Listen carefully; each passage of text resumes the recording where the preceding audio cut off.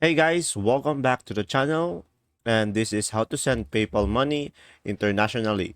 So guys, if you want to send money internationally using PayPal, here's a quick and easy guide to get you started. So just simply follow the steps that I'm going to show you. So first one is log in into your PayPal account on the application or website. And after that guys, just simply click on send and request. It will be located at the top of the page. And after that, guys, just simply enter the recipient email address or mobile number.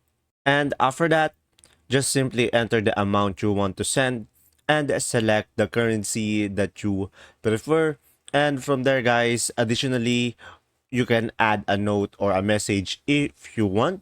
And from there, just simply choose your payment method, either your PayPal balance or link bank account. And from there, guys, you'll be able to see all of the details of the transaction and just simply review the details, including fees and conversion rate, and make sure everything is correct.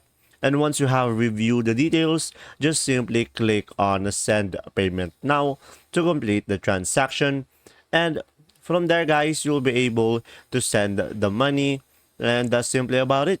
If this video was helpful, please like and subscribe. And if you have any question, just comment down below. And thanks for watching. See ya.